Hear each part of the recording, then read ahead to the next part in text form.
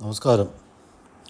നമ്മളിന്ന് പോകുന്നത് പത്തനംതിട്ട ജില്ലയുടെ തെക്കേ അറ്റത്തുള്ള കലഞ്ഞൂർ എന്ന ഗ്രാമത്തിലേക്കാണ്. മനുഷ്യ നിർമ്മിതികളല്ലാത്ത അമാനുഷികവും പ്രകൃതിദത്തവുമായ കാഴ്ചകളാണ് നമ്മളെ ഏറ്റവും കൂടുതൽ അത്ഭുതപ്പെടുത്തുന്നത്. അതുപോലൊരു കാഴ്ചയാണ് നമ്മൾ ഇവിടെയും കാണുന്നത്. കുട ചൂടി നിൽക്കുന്ന പാറ, അതാണ് കുടപ്പാറ.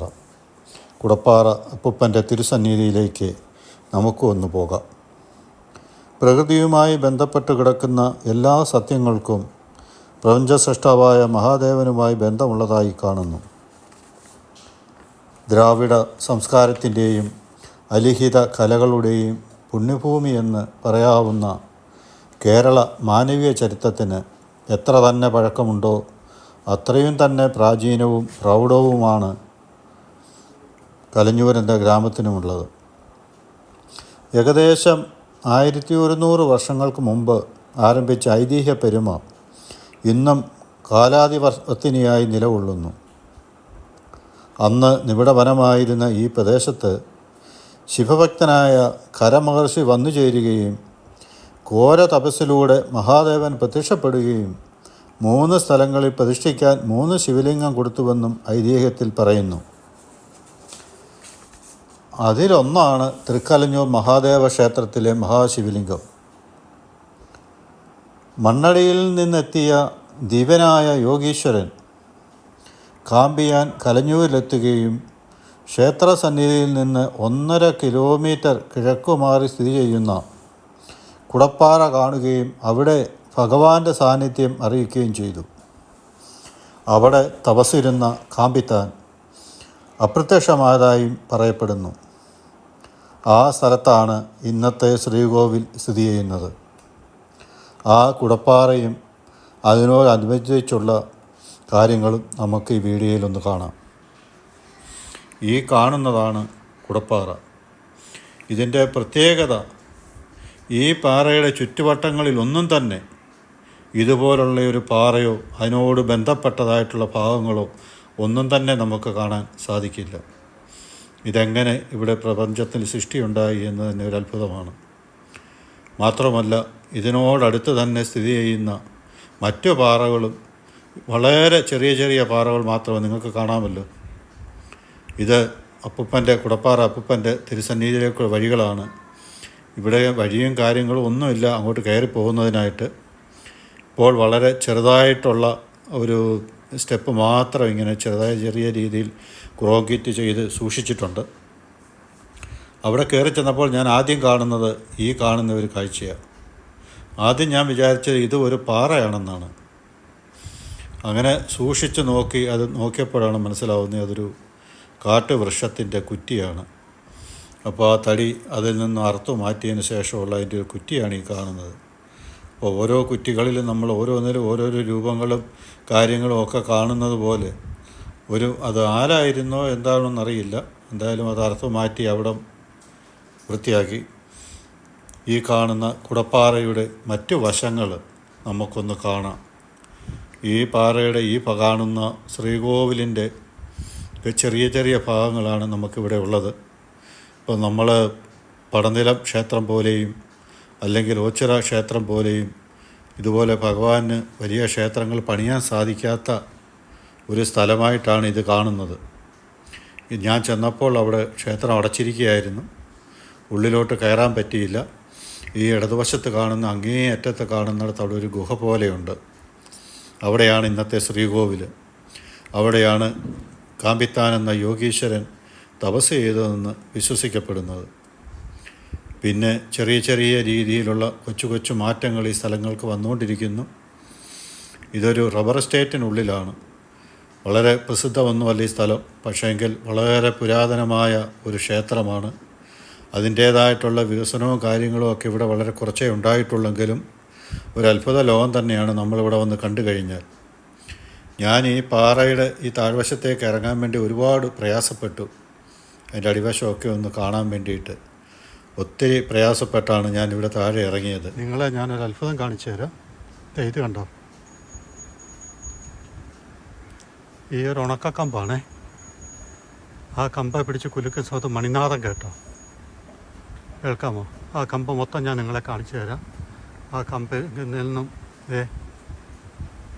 ഒന്നുമില്ല, അങ്ങോട്ടൊരു കമ്പി, അത് പടുതാ വലിച്ചു കെട്ടിയിരിക്കുന്നൊരു കമ്പി, അതിൽ മണിയുമില്ല, ഒന്നുമില്ല. കണ്ടോ, ഒന്നുമില്ല. മഹാദേവൻ്റെ തിരുസന്നിധിയായത്. ഈ ഒരു കണ്ടോ, ഇവിടെ എങ്ങും ഒരു മണിയില്ല കേട്ടോ. എവിടെ നിന്നായി ഒച്ച വരുന്നതെന്നറിയില്ല. ഇവിടെ എങ്ങും മണിനാഥമില്ല, മണിയില്ല. കണ്ടോ, ആ കമ്പിലാണ് ഞാനിപ്പോൾ പിടിച്ചിരിക്കുന്നത്. ഇത് കണ്ടേ, ഞാൻ പിടിച്ചിരിക്കുന്ന ഒരു ഉണങ്ങിയ കമ്പ്. കണ്ടോ,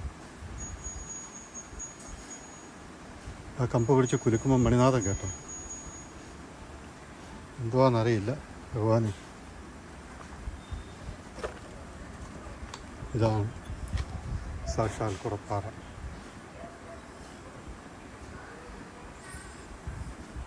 ഈ പാറ നിങ്ങൾ കണ്ടില്ലേ? അതിൻ്റെ പാറയുടെ ഒരു 60% അധികം പാറ പുറത്തേക്ക് തള്ളി നിൽക്കുകയാണ്. ഈ കാണുന്ന ആ ഒരു ചെറിയ പാറയുടെ മുകളിലാണ് ഇതിൻ്റെ ഏറ്റവും കൂടുതൽ ഭാഗം ഇരിക്കുന്നത്. മുകളിലേക്ക് കുട പോലെ ഇങ്ങോട്ട് ചരിഞ്ഞ് നിൽക്കുകയാണ് ഈ പാറ. നമ്മളെ ഈ വ്യൂ ഞാൻ നിങ്ങളെ കാണിക്കുന്നത് പാറയുടെ അടിവശം മൊത്തം കാലിയാണ്. കണ്ടില്ലേ, മൊത്തത്തിൽ കാലിയാണ് പാറ. ആ ഇരിക്കുന്ന പാറയുടെ മുകളിലും ഇതിൻ്റെ മുകളിലിരിക്കുന്ന കുടപ്പാറ മുട്ടിയിട്ടില്ല. നമ്മൾ ആദ്യം കണ്ട ആ ചെറിയ ഒരു പാറയുടെ മുകളിലായിട്ടാണ് ഇതിരിക്കുന്നത്. ആ ഒരു കൊച്ചു പാറയുടെ മുകളിൽ എത്രയോ ആയിരക്കണക്കിന് ടണ്ണ് ഭാരമുള്ള ആ പാറ കണ്ടോ, ചെറിയ പാറ വിണ്ട് കയറിയിരിക്കുന്നത്. ആ പാറയുടെ മുകളിലാണ് ഈ വലിയ ആയിരക്കണക്കിന് ടണ്ണ് ഭാരമുള്ള ഈ കുടപ്പാറ ഇരിക്കുന്നത്. ഒരുപക്ഷെ അതിൻ്റെ ഭാരം താങ്ങാൻ പറ്റാത്തതുകൊണ്ടാവാം അത് വിണ്ട് കീറിയിരിക്കുന്നത്. എപ്പോഴാണ് എങ്ങനെയാണ് ആ പാറയുടെ സ്ഥിതി നമുക്കറിയില്ല. കണ്ടില്ലേ, ഇത്രയും മുകളിൽ നിന്ന് ഇത്രയും വെളിയിലോട്ട് തള്ളിയാണ്.